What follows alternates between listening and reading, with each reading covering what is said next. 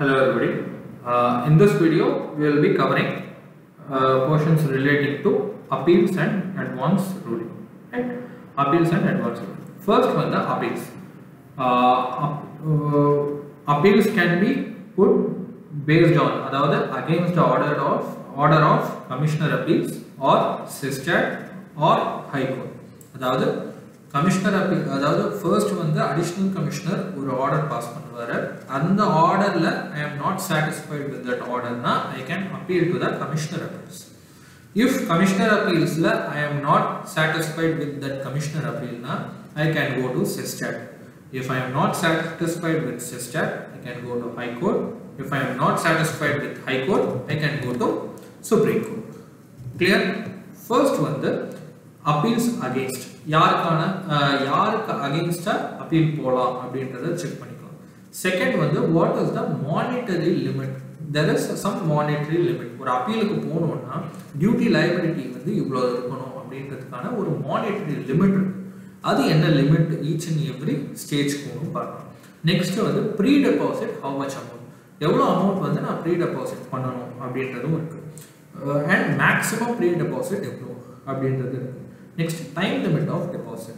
What is the time limit within which I have to deposit that pre-deposit so that the appeal will be proceeding.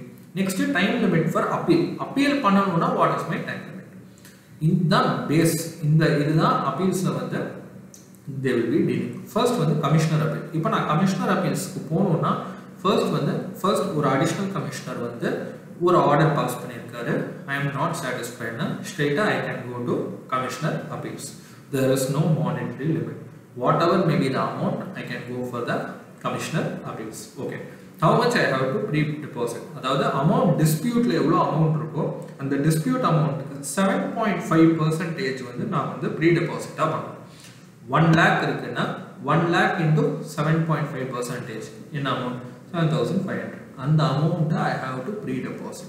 Okay, maximum deposit எவ்வளோ அப்படின்னா 10 crore. அதாவது 10 இப்போ sometimes என்ன ஆகும் அப்படின்னா there may be chances of the appeal amount disputed amount வந்து 200 crore வரையும் போகும். 200 crore 7.5% is 15 crore. However, you don't need to do 15 crore deposit. You just deposit maximum amount of 10 crore. Maximum range வந்து 10 கோடி. Okay, what is the time limit of deposit before appeal taking for hearing? அந்த அப்பீல வந்து hearing எடுக்கிறதுக்கு முன்னாடி I should have paid that pre-deposit. Okay, what is the time limit of the appeal na 2 months from the communication of the order, 1 month extension. அதாவது commissioner order நான் எனக்கு வந்ததுக்கு அப்புறம் within 2 months குள்ள நான் வந்து அப்பீலுக்கு போகணும். எக்ஸ்டென்ஷன் வந்து 1 month is available. Clear? This is with respect to commissioner appeal. Commissioner appeலுக்கு நான் போகணும் அப்படின்னா ஆர்டர் வந்து against commissioner, additional commissioner order against I can go for commissioner appeals by paying a 7.5% deposit, pre-deposit, and 2 months within 2 months of the deposit I should have gone for the appeal and I have to pay the deposit. Okay, next one the SysTat la poi SysTat ku ponom appadina enna first one வந்து orders against PCC or CC and orders against commissioner appeal. The additional commissioner, chief commissioner, principal chief commissioner அப்படினு ஒரு hierarchy இருக்கு.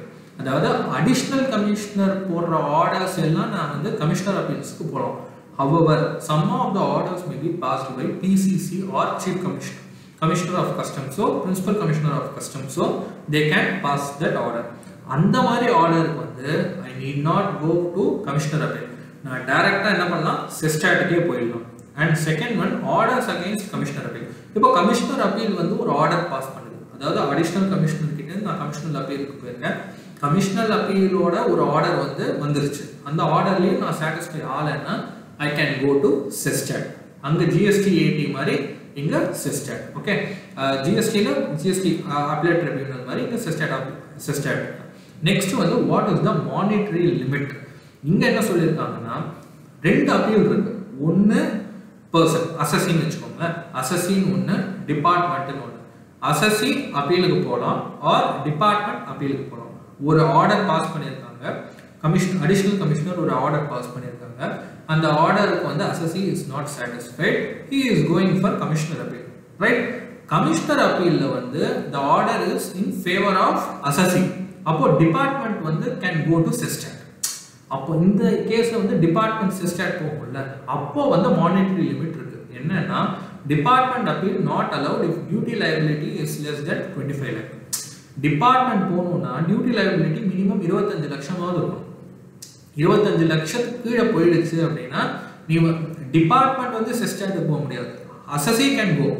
இப்போ அசசியோட assessee வந்து against order of commissioner appeal போறாரு அப்படின்னா 5 லட்சமா இருந்தாலும் 1 லட்சமா இருந்தாலும் 1 ரூபாய் இருந்தாலும் போடலாம். ஆனால் டிபார்ட்மெண்ட் வந்து அகைன்ஸ்ட் கமிஷனர் அப்பீல் போகுது அப்படின்னா டியூட்டி லைபிலிட்டி மினிமம் 25 லட்சமாவது இருக்கணும். Clear? What is the pre deposit? If against the order of PCC 7.5%, if against the order of commissioner அப்பீல்ஸ்னா 10%. அதாவது கமிஷனர் அப்பீலோட ஆர்டருக்கு அகைன்ஸ்டா போகுதுன்னா 10%, and PCCCC na same ditto like commissioner appeal 7.5% of the amount disputed na pre-deposit amount. Clear? What inga disputed amount edhu dispute la irukko and amount ku that percentage la I have to pay. Okay, is same ditto maximum வந்து 10 crore. Time limit வந்து before hearing இது. Next வந்து time limit for appeal வந்து 3 months from the date of commissioner appeals. 2 months from the date plus 1 month extension நம்ம பார்த்தோம்ல commissioner appeal க்கு. So totally 3 months. Ditto செஸ்டாட்டுக்கு போகணும்னாலும் 3 months. Principal commissioner பாஸ் பண்ண ஆர்டர்ல இருந்தாவது principal commissioner ஆர்டர் பாஸ் பண்ணியிருக்காருன்னா இந்த ஆர்டர் பாஸ் பண்ண date 3 months, and if the order is passed by commissioner appealsனாலும் 3 months. Clear? Next வந்து high court. இப்போ செஸ்டாட் ஒரு ஆர்டர் பாஸ் பண்ணியிருக்காங்க, அதுல வந்து I am not satisfied அப்படின்னா என்ன பண்ணலாம் அப்படின்னா I can go for the high court. ஸ்ட்ரெயிட்டா நான் வந்து high courtக்கு போகலாம். and monetary limit ditto 25 lakhs. அதுவும் டிபார்ட்மெண்ட் அப்பீல் போகணும்னா 25 lakh. நான் போகணும்னா not even a single amount 1 ரூபாவா இருந்தா கூட நான் வந்து high courtக்கு டைரக்டா அதாவது செஸ்டாட் ஆர்டருக்கு போகலாம். there is no monetary limit. pre deposit full amount, what is the amount disputed, high court full first pay பண்ணிடணும். And maximum deposit in the concept kadayadu. Before appeal I have to pay the amount, and 180 days from the order communicated. அதாவது செஸ்டாட் order செஸ்டாட் order வந்ததுல இருந்து 180 days செஸ்டாட் order pass பண்ணோம், அந்த ஆர்டரை நான் receive பண்ணுவேன். நான் ரிசீவ் பண்ணி 180 days குள்ள I should go to high court. இல்லனா high court அப்பீலுக்கு என்னால போக முடியாது. This is with respect to high court. Next comes supreme court. Supreme கோர்ட்டுக்கு என்னென்ன ஆர்டர்ஸ்க்கு அகைன்ஸ்டா போகலாம்? செஸ்டாட் ஆர்டர்ஸ்க்கு அகைன்ஸ்டா போகலாம், ஆர்டர்ஸ் அகைன்ஸ்ட் ஹை கோர்ட்டுக்கு போகலாம். ஹை கோர்ட் ஆர்டருக்கு அகைன்ஸ்டாகவும் செஸ்டாட் ஆர்டர்ஸ்க்கு அகைன்ஸ்டாகவும் நான் சுப்ரீம் கோர்ட்டுக்கு போகலாம். டிட்டோ டிபார்ட்மெண்ட் அப்பீலுக்கு சேம் மானிட்டரி லிமிட், என்னோட அப்பீலுக்கு there is no monetary limit. Pre deposit full amount. Before appeal வந்து I have to pay the pre deposit 60 days from the date of order. அதாவது 60 நாள் முன்னாடி I should go. அதாவது 60 நாளுக்குள்ள. இப்போ செஸ்டாட் ஆர்டரை வச்சு நான் வந்து சுப்ரீம் கோர்ட் போகணும்னா 60 days. however ஹை கோர்ட்டுக்கு போகணும்னா 180 days. அதாவது இப்போ செஸ்டாட் ஆர்டர் வந்திருக்கு, நான் 60 daysக்குள்ள I can directly go to supreme court. இப்போ 60 days லாப்ஸ் ஆயிடுச்சுன்னா I can go to high court. what is the time limit அங்க 180 days, however இங்க 60 days. clear? first வந்து இப்போ நம்ம ப்ரீ டெபாசிட் பண்றோம். ப்ரீ டெபாசிட் பண்ணி அந்த கேஸ்ல வந்து we have அந்த அப்பீல் வந்து நமக்கு success, we have won the appeal அப்படின்னா the pre-deposit will be refunded with 6% per annum. interest வந்து 6% per annumல I will be getting the pre-deposit amount.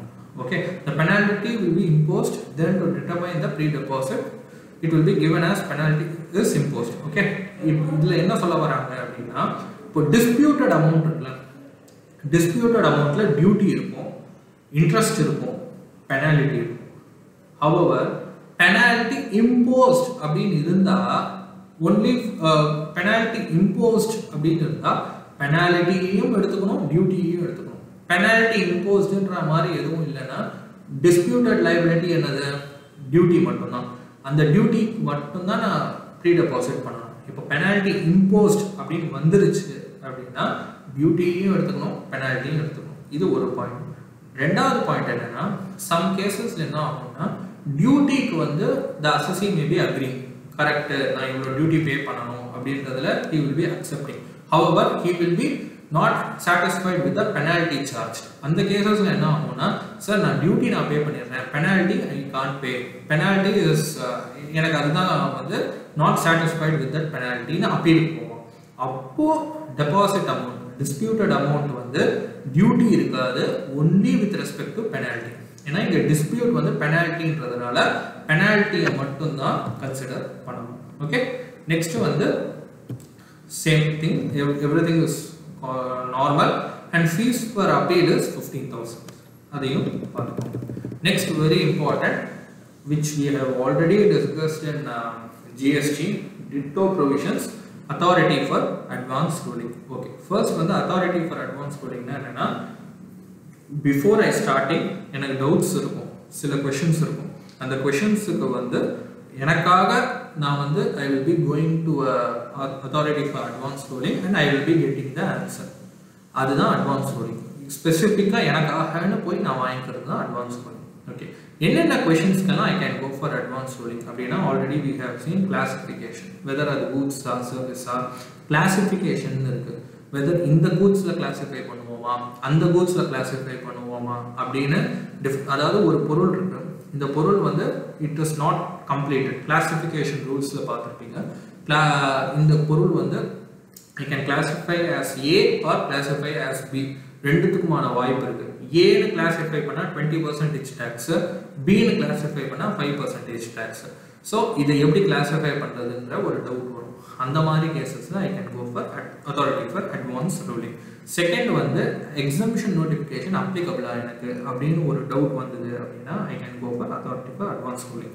or assessable value என்னால determine பண்ண முடியல, valuation rules நான் எப்படி யூஸ் பண்ணணும்னு எனக்கு தெரியல அப்படின்ற கேஸ்ல I can go for that. and determination of origin of goods, எங்க இருந்து இந்த goods origin ஆகுது, எந்த கண்ட்ரில இருந்து வருது அப்படின்னு எனக்கு செக் பண்ணணும் அப்படின்னா I can go for advance ruling. அதுக்கப்புறம் liability to pay duties on excise on any other goods, வேற ஏதாவது goods excise pay பண்ணணுமா அப்படின்ற questions. இந்த 5 questions வேணும்னா I can go for authority for advance ruling. Classification, applicability of exemption notification, determination of assessable value, origin of goods, determination of liability to pay duties of excise. Okay, இந்த மாதிரி கேசஸ்க்கு I can go for authority for advance ruling. Okay, எந்த கேசஸ்ல வந்து application on the face they can reject அப்படின்னா இந்த question already ஆபீசர்லயோ ட்ரிபியூனல்லயோ கோர்ட்லயோ இருக்கு, என்ன விட higher authority கிட்ட இந்த question இருக்கு அப்படின்னா authority for advance ruling போக முடியாது. ரெண்டாவது விஷயம் என்னன்னா இது ஆல்ரெடி வந்து டிசைட் ஆயிடுச்சு, நான் ஒரு வாட்டி இந்த question கேட்டேன், இந்த क्वेश्चनக்கு already I got an answer from AR அப்படின்னா இன்னொரு வாட்டி நான் போக முடியாது, இது ஆல்ரெடி டிசைட் ஆயிடுச்சு அப்படின்னு they will be rejecting. Okay, யாருக்கெல்லாம் இந்த அட்வான்ஸ் ரூலிங் பைண்டிங், இப்போ நான் அட்வான்ஸ் ரூலிங் போறேன், யாருக்கெல்லாம் இது பைண்டிங், எல்லாருக்குமே பைண்டிங்கா இந்த அட்வான்ஸ் ரூலிங் ஒரு ரூலிங் வந்துருச்சுன்னா இப்போ ஒரு I am producing I am importing a particular product A, and the A வந்து I also importing, so many people in this country also importing, whether I have taken an advance ruling, whether it is applicable only for me or all over the India, all over the country அப்படின்னு ஒரு question வரும். அதுக்கு என்ன சொல்ல வராங்கன்னா it is only binding on the applicant, not all. யார் application போட்டாங்களோ அவங்களுக்கு மட்டும்தான் AAR is applicable. இது ஒன்று. on matters requested, எல்லா மேட்டருக்கும் இல்லை, அவன் கேட்ட மேட்டருக்கு மட்டும்தான் applicable. மூணாவது commissioner or authority subject to application, யார் commissioner authority relating to that, இப்போ தமிழ்நாடுன்னா தமிழ்நாடுவோட பார்ட்ல மட்டும்தான் அது applicable, not on Kerala, not on Karnataka. So அந்த கமிஷனருக்கும் அந்த அத்தாரிட்டிக்கு மட்டும்தான் it is applicable, not for all. Application வந்து நான் போட்டிருக்கேன் ஆனால் எனக்கு வேண்டாம்னு தோணுதுன்னா I can withdraw it within 30 days of filing. Application file பண்ண உடனே 90 daysல I will be getting an advance ruling order. Okay, யாரெல்லாம் அட்வான்ஸ் ரூலிங் சால்வ் பண்ணலாம்? சில பேர் தான் போகணும், எல்லாருமே போகக்கூடாது.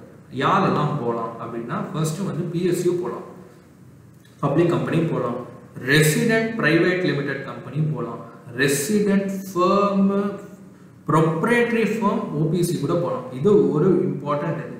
அதாவது I am a sole proprietor இருந்தா கூட I can go for advanced ruling. There is nothing restricting me not going to advanced ruling. Clear? அதுக்கப்புறம் any person specified by central government போலாம். Any existing நான் ஆல்ரெடி ஒரு importer sir, நான் already an exporterனா you can also go. ரெண்டு important wholly owned Indian subsidiary, அதாவது நான் ஒரு foreign கம்பெனியோட 100% சப்சிடரி, நானும் தாராளமாக போகலாம். நெக்ஸ்ட் வந்து non resident setting up joint venture. நான் ஒரு நான் ரெசிடென்ட், எனக்கு இந்த கஸ்டம்ஸ் ஆக்ட் பற்றி எனக்கு அவ்வளோ தெரியாதுன்னா I can solve AAR. Next வந்து ஜாயிண்ட் வெஞ்சர் இன் இந்தியா. நான் வந்து ஒரு நான் ரெசிடென்ட், ஒரு ஜாயிண்ட் வெஞ்சர் செட்டப் பண்ணணும் வரேன், நான் போகலாம். ஆர் நான் ஆல்ரெடி ஒரு ஜாயிண்ட் வெஞ்சர் ஒன்று இருக்குது, அதில் ஒரு நான் ரெசிடென்ட் இருக்கான், அவன் சப்ஸ்டான்ஷியல் இன்ட்ரெஸ்ட் வச்சிருக்கான் அப்படின்னா அந்த ஜாயிண்ட் வெஞ்சர் கூட போய் அட்வான்ஸ் ரூலிங் சால்வ் பண்ணலாம். So these are the things which is relating to authority for advance ruling and appeals. Okay, hope it is clear. Very important 1 mark questions எல்லாம் இங்க இருந்து கேட்கிறதுக்கு நிறைய வாய்ப்பு.